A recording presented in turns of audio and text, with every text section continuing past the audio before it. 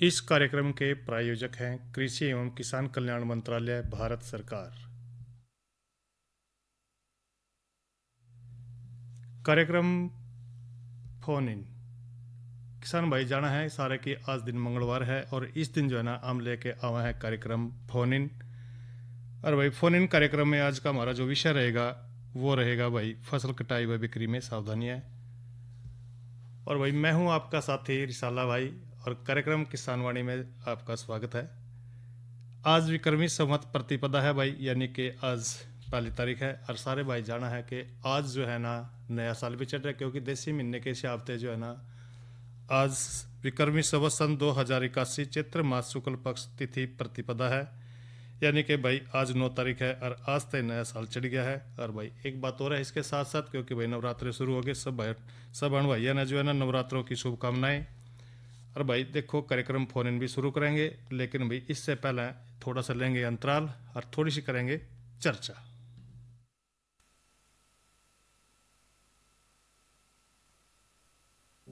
कृषि सखियों से मिले। ये पहल कृषि और किसान कल्याण मंत्रालय और ग्रामीण विकास मंत्रालय के संयुक्त नेतृत्व में 70,000 कृषि सखियों को प्राकृतिक खेती पर प्रशिक्षित करने और कार्यान्वयन के लिए उन्हें मैनेज हैदराबाद द्वारा पैरा विस्तार कार्यकर्ता के रूप में प्रमाणित करने के लिए है। SRLM द्वारा पहचाने गए गांव की महिला है। उनको प्रशिक्षित ग्रामीण कृषि सेवाओं में अंतर को पाटने के लिए प्रशिक्षित किया जाता है। स्थानीय होने के नाते स्थानीय भाषा, संस्कृति, प्रथाओं और किसानों की समस्या को अच्छे से समझती और जानती है। राज्य कृषि विश्वविद्यालय KVK SRLM में 5 दिवसीय गहन प्रशिक्षण कार्यक्रम में इन कृषि सखी को सफल प्राकृतिक खेती करने वाले किसान मास्टर प्रशिक्षकों द्वारा प्रशिक्षित किया जाता है। कृषि सखियों को जागरूकता पोस्टर, अध्ययन सामग्री और व्यवहारिक शिक्षण उपकरण प्राप्त होते हैं। पूरा होने पर कृषि सखियों का उनके ज्ञान और कौशल के लिए मूल्यांकन किया जाता है और उन्हें पैरा विस्तार कार्यकर्ता के रूप में प्रमाणित किया जाता है और किसानों, KVK कृषि और संबंध विभागों के बीच एक कड़ी के रूप में कार्य करती हैं। कृषि सखियां NMNF जैव संसाधन केंद्र, PMFBY और कई अन्य योजनाओं को लागू करने में महत्वपूर्ण भूमिका निभाती हैं। ग्रामीण भारत को नया आकार देने वाली इन असाधारण महिलाओं का जश्न मनाने में हमारे साथ शामिल हों। और भाई भाइयों के साथ जानकारी भी साझा कर लें, क्योंकि भाई देखो मौसम चल रहा है राजनीति का, और इस राजनीति के जो पर्व है, यानी कि भाई जीवंत लोकतंत्र का जो महापर्व है, आप सारे जाना है भाई। जो कार्यक्रम किसान वाणी है और जो किसान भाई हैं या जो भाई ग्रामीण विरासत से जुड़ रहे हैं, क्योंकि खेत क्यार के काम करते रहे हैं, और भाई इस महापर्व के अंतर्गत जो आकाशवाणी कुरुक्षेत्र है भाई अपने सभी श्रोताओं, विशेष करके अपने जो किसान साथी हैं, ये अपील कर रहे हैं कि सारे जो मतदाता हैं जिनकी उम्र भाई 18 साल से ऊपर है, जीवंत और उत्तरदायी लोकतंत्र के लिए भाई भारतीय संसदीय चुनाव 2024 में आप सारे भाई रण मिलकर जितने भी बहन भाई हैं सारे के सारे भाई जो है ना अपने मत का प्रयोग जरूर करें, क्योंकि भाई अपने मत के प्रयोग से भाई अपने देश में जीवंत लोकतंत्र को बढ़ावा देना या अपनी भूमिका निभा सका है।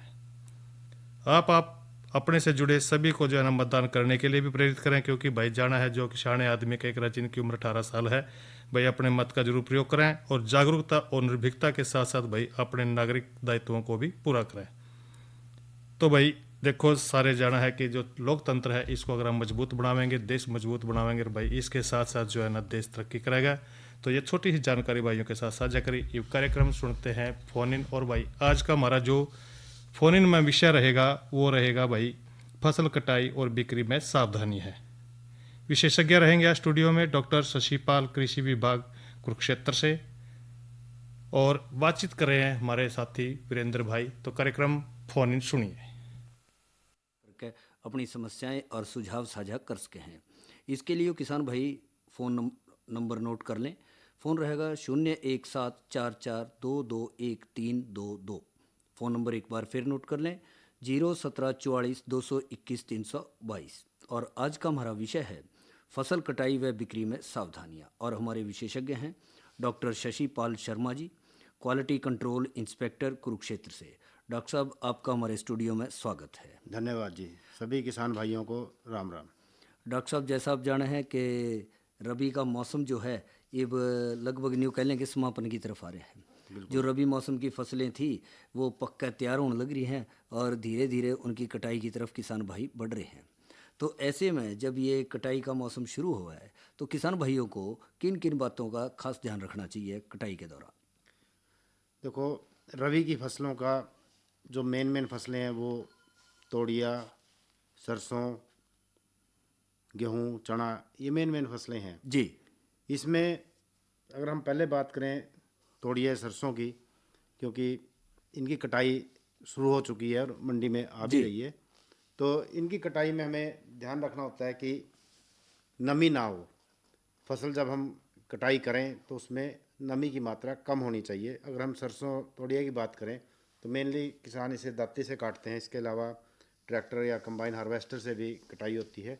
जब इसकी कटाई करें तो इसमें उस टाइम पे जो बीज है उसमें नमी 30 से 35% होनी चाहिए, क्योंकि काटने के बाद हम इसे धूप में रख दें ताकि जब हम इसका बीज निकालें तो वो नमी 20% या इससे कम आ जाए, यानी 20% तक नमी कम होनी चाहिए, कम होनी चाहिए, 20 से कम हाँ ही जी, हो। जब हम इसे निकालें, क्योंकि अगर कच्ची ना काटें, नरम ना काटें, हाँ जी, जल्दबाजी ना करें। अगर मान लो 20 से ज़्यादा होगी तो वो दब जाएगा, और अगर उससे कम होगी तो निकालते समय फली में तो दाना बाहर गिरेगा जी। तो इससे किसान को आर्थिक रूप से नुकसान होगा। तो सरसों में जब हमें थ्रेसिंग करनी है उसकी तो उसमें नमी लगभग 20% के करीब होनी चाहिए, और जब हम मंडी में लेके जाएं उस टाइम 12 से 14% के बीच में। थोड़ा सुखा के लेके जाओ, सूख जाता है वो जब थ्रेसिंग करते हैं अपने आप ही। हाँ जी, ठीक करें। क्योंकि जब हम कटाई कर रहे हैं तो उस टाइम 30 से 35% है रंग आएगा, और उसके बाद फिर वो जब हम मंडी में लेके जाएं थ्रेसिंग बाद तो वो 20% से कम आ जाएगी नमी। इसके अलावा अगर और कम होगी और ज़्यादा सूख गई तो फिर वो फली में से वही दाना निकलना शुरू हो गिर जाएगा, हाँ, वही गिर गिर जाएगा। कहते हैं। हाँ जी, हम बोलचाल की भाषा में कहते हैं भाई गिर गया है तो हाँ, ज़्यादा गिर चढ़ गया। गई फसल। हाँ जी, तो वो और नुकसान किसान को नुकसान होगा, झाड़ में फर्क पड़ेगा उसका 100% पड़ेगा जी। इसके अलावा जब हमें अब मान लो सरसों के बीज का अगर हम भंडारण करना चाहें तो उस टाइम पे भी नमी का बहुत बड़ा रोल है। अगर उसमें नमी ज़्यादा होगी तो वो फसल जो बीज है वो ख़राब हो जाएगा, और उसमें इसके अलावा जैसे जब हम कटाई करके लेके आ रहे हैं तो उस टाइम पे अगर हमारा नमी कम है, उसमें ज़्यादा पक गया तो उसमें तेल की मात्रा फिर कम हो जाती है। अच्छा, तेल पे प्रभाव पड़ेगा उसका? यस, क्योंकि जो सरसों है उसका रेट तो तेल के ऊपर ही मिलता है। तेल के ऊपर, बिल्कुल सही कह रहे, तिलहनी फसल है। हाँ जी, तिलहनी है, तो उस पर भी असर पड़ता है। तो इसलिए जब भी किसान ने फसल काटनी है तो इस बात का ध्यान रखना है कि उसमें नमी है जो वो प्रॉपर हो। सही कह रहे इसी तरह से अगर हम गेहूं की फसल जो कि अभी कटनी है जी, तो उसकी बात करें तो उसमें भी नमी का बहुत बड़ा रोल है, और उसकी कटाई से पहले किसान को काफ़ी बातों का ध्यान रखना है, क्योंकि आपने देखा है कि कई बार काफ़ी नुकसान हो जाता है, जैसे आग लगने से काफ़ी घटनाएं होती है। तो उसके लिए ज़रूरी है कि जब भी किसान ने अब जैसे फसल तैयार हो गई है जी, तो वो कुछ एक प्रिकॉशन अपने सावधानियां रखे, जैसे बीड़ी सिगरेट ना पिए और ना खेत के आसपास रखे। दूसरा, जो औधी होती है उसमें पानी तैयार रखे, पानी रखे, भर के रखे, या इवन जो चैनल है जिसको हम आम भाषा में खाड़ कहते हैं जी, तो उसके अंदर भी पानी रखें। डॉक्टर साहब, एक फ़ोन कॉल है, चर्चा हमारी जारी रहेगी। हेलो हेलो, राम राम जी, कहाँ से बोल रहे हैं? सारसा से। कौन बोल रहे हैं? बलदेव सिंह जी, आपका स्वागत है। हाँ जी, कटाई शुरू कर दी? ना जी, अब तो नरम है, 5-4 दिन की रड़क है। अच्छा, 5-4 दिन की रड़क है। हाथ खेल काटोगे कमैन कटवाओगे? बस ये 8 गला कौन कटता है, किसान को तो होनी पड़ेगी। अच्छा, तो मतलब जमीन मशीनीकरण पे आ गए भी? देख रहा जी, मेरे तो मनदानी है, मेरी उम्र 70 साल की होगी। अच्छा, काम कर रहा है। ठीक। तो आज आप क्या प्रश्न पूछना चाह रहे? अभी कटाई का थोड़ी प्लांट सोच रहे हैं, जैसे आप 8 गला उसका प्रॉपर का कैसे क्या चलेगा। मतलब आप चाह रहे हैं कि अभी तूड़ी बनानी है तो हाथ खेल कटवा लें? हाँ। अच्छा, तो फिर थोड़ी कोई थोड़ी अब दिलवा याद आने से पहले मिट्टी आवाज दी क्या कह रहे हैं? थोड़ी थोड़ी मिट्टी भी आ जाए या हाँ, थोड़ी मिट्टी निवाया भी आ जाए, ठीक कह रहे हैं। तो डॉक्टर साहब कि हमारे किसान भाई हैं गांव सारसा से बलदेव सिंह जी। तो आप हाथ से कटवा सकते हैं जी, लेकिन जब हाथ से कटवाएं तो उसमें नमी थोड़ी सी ज़्यादा भी कटवा सकते हैं, क्योंकि वो 2-3 दिन सूखेगी भी। हाँ, जैसे मान लो आजकल हाथ कटाई शुरू कर हाँ, सके, शुरू और कर कहीं सके। कहीं हो भी गई डॉक्टर साहब शुरू, हाँ, शुरू हो रही देखने है में जी। आ रहा है। कहीं तो मंडी में भी आ गई है कहीं जी। मंडी में भी आ गई होगी थोड़ा, पर वो नरम होगी थोड़ी सी मेरे हाँ, ख्याल। नरम है, अभी सुखा रहे हैं उसको, सुखार के बिकी नहीं है वो। बिकी नहीं है। मंडी में तो आ तो रही है जी, मंडी में तो फिर सकाने पड़ा बिल्कुल हाँ, बिल्ली आ सुखा रही के है। जी, क्योंकि गेहूं की जो मॉइस्चर है वो 12% होना चाहिए, तभी सरकार खरीदती है। अगर मॉइस्चर कम है तो आपको सुखानी पड़ेगी जी। हमारे यार खेत नहीं कर रहे हैं इसकी। हाँ बलदेव जी, गिल्ली होगी तो उसका नुकसान किसान भाइयों को ही पड़ेगा। खेत में हाँ जैसे जी। उठाओगे, मंडी में 2-3 दिन आप लगाओगे, सुखाओगे, फिर और हाँ दूसरा जी। जो है उसको इकट्ठा करना, वो खर्चा ही बढ़ेगा। तो बेहतर है कि हाँ, उसको खर्चे अच्छे से जो है खर्चे बड़ा सुखा के है, फिर निकाल जाओ। वहाँ टाइम भी खराब हो जाएगा। हाँ, इनमें समय भी सोचा खराब भाई, होगा, आपका टाइम खराब होगा, सही कह रहे हैं आप। हाँ तो भाई कंबाइन वाली में तो 15 के आसपास के बाद जी। हाँ और अभी कंबाइन की तो जल्दबाजी चाहे ना करें, हाँ हाथ वाली में काट लेंगे, क्योंकि 2-1 दिन उसको धूप लगेगी, बाहर वगैरह बांध देंगे, फिर उसकी गाही वगैरह होगी, थ्रेशर वगैरह चलेगा उसमें हाँ उसमें मुझे चार चार चार किलो अभी तो मैंने काट सरकार में बताया। हाँ यूं ही कर लो, जो बूस चाहिए, साफ सुथरा बूस चाहिए, वो आप कर सकें, वो तो निर्णय आपको लेना है। हाँ जो है, डंगर डंगर 2 डंगर आ गए, 2 किलो की थोड़ी मुझे देने से हाथ मिला दो। तो डॉक्टर साहब आपके विचार में बलदेव जी को क्या करना चाहिए? हाथ से हाथ कटवाए? से कटानी चाहिए जी। हाँ, हाथ से कटाओ यदि आपको उसमें वो चाहिए तूड़ी। डॉक्टर साहब भी कह रहे हैं साफ तूड़ी चाहिए। तो ठीक है, आपका हमसे जुड़ने के लिए धन्यवाद। तो डॉक्टर साहब हम बात कर रहे थे हम कटाई बात के, गेहूं की कटाई गेहूं की कटाई की। के टाइम पे सावधानियां क्या क्या रखे जी। तो हम बात कर रहे थे भाई, पानी के लिए जो उसकी खाड़ है, चैनल है, उसके अंदर उसको पानी भर के रखें, हाँ खाड़ को भर के पानी रखें, क्योंकि कभी भी जरूरत पड़ सकती है। जी। इसके अलावा खेत में थोड़ा रेता रखे बाल्टियों में भर के, उसकी भी जरूरत पड़ सकती है। जी। क्योंकि एक मैं आपको लाइव एग्जांपल देता हूँ कि जो गडरियल वारो है ना जी, ये जी। चलते रहते हैं जैसे, हाँ।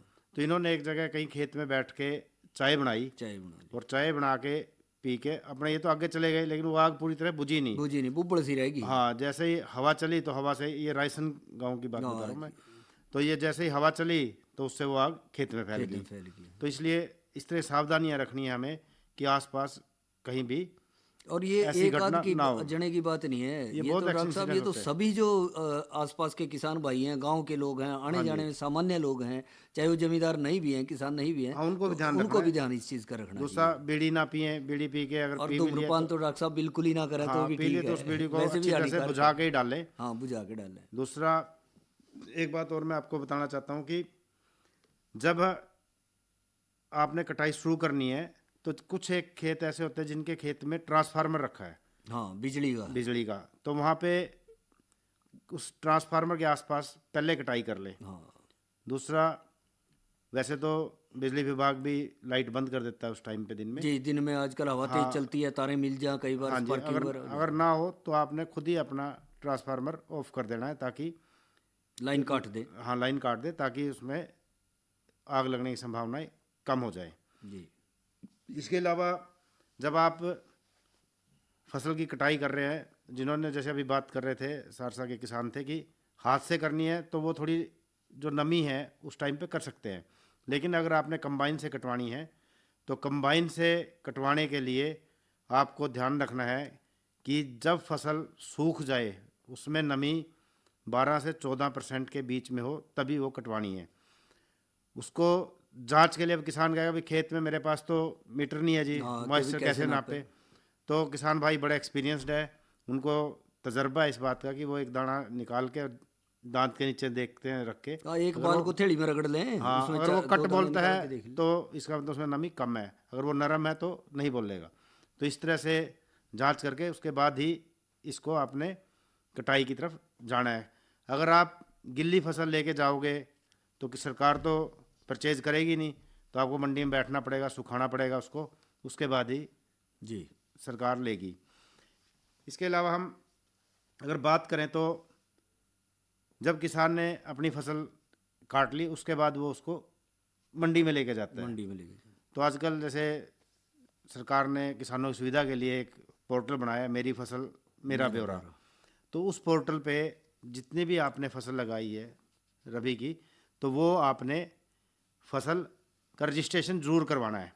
अगर किसी भाई ने अभी तक भी किसान भाई ने रजिस्ट्रेशन नहीं करवाया है तो आज भी पोर्टल खुला है, तो आप अपने नियर बाय CHC में जाके पोर्टल पे अपने गेहूं का जो भी आपने रबी की फसल लगाई है उसका रजिस्ट्रेशन करवा सकते हैं, ताकि आपको मंडी में बेचने में कोई हाँ, किसी कारण से दिक्कत ना हो। कोई नहीं कर पाया अपना रजिस्ट्रेशन तो हाँ, उसको तो जरूर वो भी करवा कर सकता है। अब बात और भी आती है, जब आप हाथ से अगर कटाई कर रहे हो, हम पोर्टल की बात करेंगे, मैं बीच में एक पॉइंट और दे दूँ। जब हम कटाई कर रहे हैं हाथ से जो कटाई की है, तो उसमें अगर आप थ्रेसिंग जब उससे करते हो, थ्रेसर से निकालते हो, तो उसमें भी कई बातों का ध्यान रखना बहुत ज़रूरी है। एक तो थ्रेसर को हम इस तरह से सेट करें कि जो तूड़ी है वो हवा की डायरेक्शन में जाए, ताकि वो आपके ऊपर हवा की दिशा ऊपर ना आए, आपके ऊपर ना आए, आप जिस साइड हवा है उसी साइड जाए, तो या आपने अपोजिट जो खड़ा होना है उसके। गहरे लगा रहे हैं उसके ऊपर ना गिरे, कोई दुर्घटना ना वही हो, उसी के उसमें ऊपर आ है। जाते और गहरा लगाने के लिए भी 2 आदमियों को होना जरूरी है। एक नीचे से उठा के दे और दूसरा ऊपर पकड़ के लगा दे। और जो ऊपर लगाने वाला है गारा, उसका थ्रेसर से ऊपर होना चाहिए। वो नीचे कोई स्टूल रख ले या कोई ऊंची जगह में इस तरह सेट करे कि वो उससे ऊपर हो, ताकि आसानी से उसे दिखे और लगा सके। पुड़ी हमेशा छोटी बनानी चाहिए, जो इजीली आसानी से आप थ्रेसर के अंदर डाल सको। जी, बड़ी होगी आप उसको धक्का करोगे तो उसमें कई बार नुकसान होने का डर रहता है कि हाथ आ गया, कुछ आ गया। तो इसलिए आपने ध्यान रखना। और जब थ्रेसिंग कर रहे हैं, जो तो थ्रेसर के आसपास काम कर रहे हैं बंदे, वो कोई खुले कपड़े ना पहने, लूज जी, फिटिंग के कपड़े हों उनके, ताकि कोई उनको थ्रेसर में कई किसी बार में उलझ के अंदर ना खींचे। अच्छा डॉक्टर साहब, कई लोग कड़ा पहन लें, घड़ी पहन ले, हाँ, तो ये चीज़ें ना इस्तेमाल करें। ना इस्तेमाल करें, खास करके जो ऊपर गहरे वगैरह लगा रहे हैं मशीन के साथ जो काम कर रहे हैं। इसके अलावा जो बच्चे हैं, बूढ़े हैं, उनको दूर ही रखना चाहिए, क्योंकि थ्रेसिंग के टाइम भी तूड़ी के छोटे कण होते हैं, तो वो बच्चों और बूढ़ों को नुकसान करते हैं। तो इसलिए उनको उस काम से दूर ही रखें। अगर किसी भाई को थोड़ी बहुत चोट भी लग जाती है उस काम करते हुए, तो फर्स्ट एड बॉक्स भी पास रखें, ताकि उसमें आसानी से हम वहीं पे पट्टी वगैरह उसको कर सकें। और बिजली, अगर उसमें कोई मोटर का थ्रेसर का खराबी हो जाए, तो छोटा मोटा काम है जो उसके लिए टेप वगैरह, तार, बिजली के सामान के लिए वो भी रखें। फ्यूज जोड़ को वगैरह, खुला ना रखें, हाँ, स्पार्किंग वगैरह ना हो या किसी का। और फ्यूज वगैरह भी लगा सके तो उस टाइप का भी कर सकते हैं। अब हम बात करें, जब हमने थ्रेसिंग कर ली, सब कुछ कर लिया, उसके बाद हम फसल को मंडी में लेके जाएंगे। तो आजकल आपने देखा है भी, मंडी में जिसका रजिस्ट्रेशन हो उसी का पास गेट पास मिलता है। अब गेट पास लेने के लिए जिसने मेरी फसल मेरा ब्यौरा पे रजिस्ट्रेशन करवा दिया, उसके बाद एक पोर्टल है ई खरीद। तो ई खरीद पोर्टल से किसान को पास जारी होता है। तो उस पास लेने के लिए किसान को जितना रजिस्ट्रेशन कराया उसके हिसाब से अपनी ट्राली में लेके जाना, और जो मार्केटिंग कमेटी है उसके गेट पे गेट पास लेना है। उसके लिए आप खुद भी कर सकते हैं। कई बार गेट पे जाके आप जब एंट्री करते हो तो उसमें लिखा आता है इनवैलिड आधार नंबर। तो आपने, इसका मतलब ये है कि गेट पास आपका जारी इसलिए नहीं हो रहा क्योंकि आपने अपना आधार नंबर पोर्टल पे लिंक नहीं करवाया। और जब तक वो लिंक नहीं होगा तब तक आपका गेट पास जारी नहीं होगा। तो डॉक्टर साहब, जिसके नाम जमीन है या जिसका आधार कार्ड है पोर्टल पर, वही रजिस्ट्रेशन करवाए। हाँ, रजिस्ट्रेशन वही करवा सकता है, और ई पास तभी जारी होगा। हाँ जी। लेकिन उसके और भी 4-5 तरह के हैं। कोई आउट ऑफ डिस्ट्रिक्ट है वो भी करा सकता है, अच्छा, कोई आउट ऑफ स्टेट है वो भी करवा सकता है, लेकिन उसकी स्पेसिफिक वेरिफिकेशन होती है। फिर उसके बाद एक और रीज़न हो सकता है गेट पास ना जारी करने का, कि जो प्रोडक्शन का डाटा सरकार देती है कि इस साल हम 25 क्विंटल या 20 क्विंटल प्रति एकड़ के हिसाब से लेंगे, अगर वो मैसेज भी नहीं आया तब भी गेट पास इशू नहीं होता। और डॉक्टर साहब, कई बार किसान भाई जो है ठेके बटाई वगैरह पे ले हैं, जिनके पास अपनी ज़मीन कम है, दूसरा है, तो उनको भी रजिस्ट्रेशन करवाना चाहिए। उनको भी रजिस्ट्रेशन कराना पड़ता है। उसके लिए प्रोसीजर, जब आप वो मेरी फसल मेरा ब्यौरा पे रजिस्ट्रेशन कराता है, तो जो उसका ओनर है उसके पास OTP जाता है। अच्छा, क्योंकि उसमें कॉलम है कि मैंने ठेके पे लिया, मैंने ठेके पे ली है। तो जो ओनर है जिसकी फैमिली ID लगेगी उस पर OTP जाएगा। अगर वो OTP उसको दे देता है तो वो वेरीफाई हो जाता है। तो उसमें कोई दिक्कत नहीं है? नहीं, कोई दिक्कत नहीं है। मैं वही कह रहा हूँ भी 4 तरह की है ये।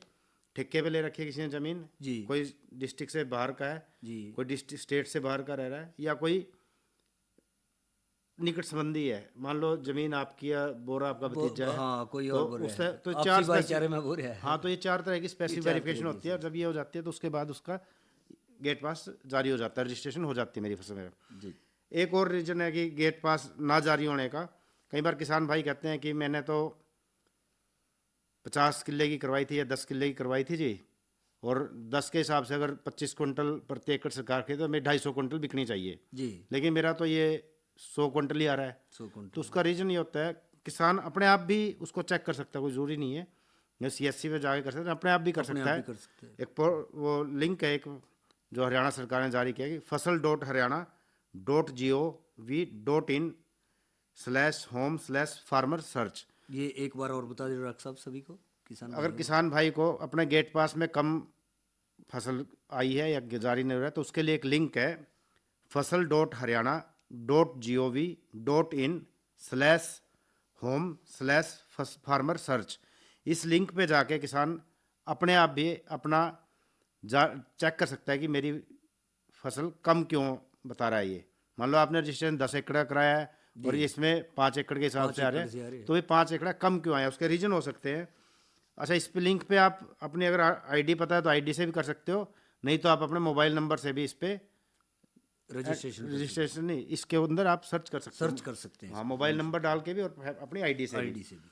इसमें 2 रीजन हो सकते हैं ना आने के, या तो आपकी वेरिफिकेशन पेंडिंग हो। वेरिफिकेशन यानी कि आपने ठेके पे लिया है या आपने आउट ऑफ स्टेट का है बंदा, या वो वेरिफिकेशन तहसीलदार के लेवल पे भी पेंडिंग हो सकती है, SDM के लेवल पे भी हो सकती है, या डिपार्टमेंट के लेवल पे भी, या आपका जैसे मैंने पहले बताया भी आधार कार्ड आपका लिंक नहीं है। लिंक नहीं है। जिन किसान भाइयों का आधार कार्ड लिंक नहीं है वो अपने निकटतम कृषि विभाग के ऑफिस में जाकर उसको लिंक करवा सकते हैं। अगर आपकी वेरिफिकेशन नहीं है, उसमें बता रहा है भी आपके 5 एकड़ की तो वेरिफिकेशन होगी लेकिन 5 की नहीं हुई, तो वो आप अपने पटवारी से या तहसीलदार से उससे संपर्क करेंगे तो वो बता देगा कि ये वेरिफिकेशन इसलिए नहीं हुई। कई बार किसान भाई क्या करते हैं कि 10 एकड़ की रजिस्ट्रेशन तो करा दी लेकिन उनको किले नंबर नहीं पता होता, किले का नंबर नहीं पता, तो वो कहीं जहाँ या किला नंबर या खेवट नंबर कुछ गलत लिखा गया। नहीं, उसको ये पता है मेरे 10 किले हैं, लेकिन ये नहीं पता उसको भी मेरे को इस किले में गेहूं है, इसमें मैंने क्या है? आलू लगाया है, इसमें मैंने सरसों लगाई है या सरसों लगाई, तो इसलिए वो आगे पीछे हो जाता है और फिर वो वेरिफिकेशन नहीं हो पाती। तो उसके लिए किसान भाई को अपने पटवारी के पास जाना है और उसको बताना भी ऐसे ऐसे मेरा इसमें सरसों है और इसमें मेरी वीट है, तो वो वेरीफाई कर देगा और फिर आपकी। इसके अलावा एक और होते हैं कि मिसमैच में आ गया। मान लो सैटेलाइट सरकार 3 तरह से कराती है गिरदावरी, एक कृषि विभाग करता है, एक रेवेन्यू डिपार्टमेंट और एक सैटेलाइट से, एक सैटेलाइट हर सेक्स से। जब आप अगर इनमें से किन्हीं 2 की मिलती है तो वो वेरीफाई हो जाती है, अगर तीनों की अलग अलग रिपोर्ट है तो फिर उसको फिजिकल के लिए दोबारा मिसमैच में डाल देते हैं, जिसकी वेरिफिकेशन फिर पटवारी करता है कि इस किले में क्या चीज़ है। जब वो पटवारी वेरिफिकेशन कर देता है तो उसके बाद फिर उसका कंप्लीट हो जाता है, जितना उसने 10 किले रजिस्ट्रेशन कराई है तो 10 किले का वो अनाज बेच सकता है। तो ये जानकारी किसान भाइयों के लिए थी कि अगर उनको पूरी नहीं आ रही है तो इसमें इधर उधर कहीं जाने की जरूरत नहीं। अगर आपका आधार लिंक नहीं है तो आपने कृषि विभाग में आना है, अगर वेरिफिकेशन कम है तो वहाँ आपने देख लेना है भी ये किस स्टेज पे पेंडिंग है, SDM लेवल पे पेंडिंग है या तहसीलदार के लेवल पे पेंडिंग है या पटवारी के लेवल पे पेंडिंग है, तो उस चीज़ को देखो। या फिर ये मिसमैच में है, मिसमैच में आपने कुछ नहीं करना, वो अपने आप सरकार करती है। ठीक है, तो उस हिसाब से आपने जाके संपर्क करना है और आपका ये काम हो जाएगा। हो जाएगा। अच्छा, ये तो बात रही यहाँ तक डॉक्टर साहब। हाँ जी। इसके बाद बात आती है मंडी में लेके। हाँ, मंडी में ले गए और तब जो है किन किन बातों का ध्यान रखें? मंडी में पहुंच गया, ढेरी उतर गई तो मंडी तो हाँ जी, मंडी में पहुंच गया, अगर उसकी तो सूखी फसल है, मॉइस्चर 12% या उसके आसपास है जी, तो उसको कोई प्रॉब्लम नहीं आएगी, सरकारी एजेंसी उसको खरीदेगी। अभी आजकल तो सरकारी जो गिल्ला आ रहा है उसको प्राइवेट भी खरीद रहे हैं जी, लेकिन वो सुखा रहे हैं, सुखा रहे हैं उसको, 2 हवा दिन लगा रहे 3 हैं दिन उसका, की हाँ, धूप लगा रहे हैं मंडी में फैला रहे हैं। हाँ जी। अभी जैसे एक और ध्यान रखना किसान भाइयों को कि पहले से आजकल फोरकास्ट बड़ी स्ट्रॉन्ग है मौसम की। हाँ। अब है कि फोरकास्ट भी 13 से 15 के बीच में बारिश आ सकती है, संभावनाएं हैं। हाँ, संभावनाएं हैं। तो किसान भाई पहले ही ध्यान रखें कि 13 से 15 के बीच में कटाई ना करें, रोक दें ताकि बारिश निकल जाए तो उसके बाद ही लेके आए, ना ही मंडी में लेके आए, क्योंकि अगर बारिश आ जाएगी तो मंडी में फिर आपको पता है ढेरियां पड़ी रहेंगी। हाँ, जिसकी तो शेड के नीचे है वो तो बच जाएगा, सुरक्षित है कुछ। हाँ, लेकिन जो बाहर होगा तो उसको नुकसान हो दिक्कत आ सकता है। सकता है। तो इसलिए किसान भाइयों को ये ध्यान रखना है कि जो ढेरी लेके आए वो 13 से 15 के बीच में, जैसे फोरकास्ट है कि बारिश आ सकती है, उस टाइम पे अवॉइड करें और लेके आए तो ऐसी जगह पे उसको उतारें जहाँ पे बारिश से वो बच सके। बच सके, नहीं तो अपना या तरपाल फिर का, काटली तरपाल वगैरह हाँ, का तरपाल का रखें प्रबंध उसका। रखें ताकि फसल को कोई नुकसान ना हो। और सबसे बड़ी बात यही है कि नमी उसमें कम होनी चाहिए। अगर नमी आपकी 12 से 14% से ज़्यादा है तो फिर वो सुखानी पड़ेगी आपको। अच्छा डॉक्टर साहब, ये तो बात रही नमी की। कई बार ये हो जाता है कि भाई मंडी वगैरह में बेचने गया किसान भाई, तो उसको जो है यूँ कह दें खरीदार कि भाई इसमें तो टुटुआ ज़्यादा है या दाना ज़्यादा टूट रहा है, मशीन की रगड़ ज़्यादा लगी हुई है। क्या कुछ ऐसा भी है कि भी उसके भाई इसका प्रभाव पड़ेगा? बिल्कुल पड़ेगा जी। जब भी नमी की बात तभी करते हैं हम, क्योंकि अगर वो ज़्यादा सूखी काटेंगे तो दाना टूटेगा, दाना टूटेगा, अगर नमी होगी तो वो थोड़ा लचक ले लचक जाएगा, रहेगा। बच बच हाँ, जाएगा। तो इसलिए हम बात इसलिए करते हैं भी सही जो स्टेज हो उस तभी पे आपने लें कि भी ज़्यादा हाँ, टूटे हुआ भी ना ले आवें, क्योंकि उसका ही प्रभाव पड़ेगा। हाँ जी, इसके अलावा डॉक्टर साहब जी कई बार हाथ की कटाई में क्या आ जाए, नीचे से मिट्टी आ जा और वो घाई के साथ थ्रेशर में आ जा, यदि बारीक जरना है तो अच्छा है तो भुरगा निकलेगी, और गेहूं के आकार के दाने हैं और वो मिट्टी आ रही है तो उसका भी प्रभाव पड़ेगा बेचने पे। पड़ता है ऐसे तो जी। कई बार देखो, या फिर कई बार काट लें तोल में कि भाई इसमें तो गर्दा ज़्यादा है, मिट्टी कई ज़्यादा है, खेतों में काट लेंगे, कई खेतों में ना अभी जैसे खरपतवार की समस्या आ जाए, समस्या बहुत आती है। मंडूसी ज़्यादा हो जाए, मंडूसी का बीज काफ़ी आता है, काफ़ी आ जाए वो कहीं कहीं किलो निकलता है बीच में। जी। तो उसको देखो, आड़ती भी सारे समझदार हैं तो उसको पहले ही वो जरना लगा के बेचते हैं अगर कोई ऐसी फसल हो ठीक है। जो आ जाए। लेकिन जो किसान समझदार है वो पहले ही साफ हाँ, सुथरी इन लेके सब आते हैं। बातों का ध्यान रख के किसान भाई साफ सुथरी और नमी जितनी चाहिए उतनी रखें, ज़्यादा नमी ना रखें, तो खेत में जो है लेके जाएं और समय पर कटाई करें। अच्छा, जाहिर है कि किसान भाई जो इन सब बातों का जो डॉक्टर साहब ने जिक्र कराया उसका फ़ायदा उठाएंगे और एक अच्छी फसल जो है अपने खेतों से लेंगे। डॉक्टर साहब, इस सब जानकारी के लिए आपका बहुत बहुत धन्यवाद। किसान भाइयों को बहुत बहुत शुभकामनाएं। इस बार जैसा मौसम है भगवान ऐसा ही रखा तो बहुत बढ़िया फसल होगी, यील्ड काफ़ी आएगी इस बार। हाँ जी डॉक्टर साहब धन्यवाद। अभी किसान भाई सुन रहे थे अपना पसंदीदा कार्यक्रम फोन इन। इसी के साथ ही आज का कार्यक्रम किसान वाणी यहीं पर संपन्न होता है। साले भाई न देव इजाजत। अच्छा भाइयों, राम राम। इस कार्यक्रम के प्रायोजक थे कृषि एवं किसान कल्याण मंत्रालय, भारत सरकार।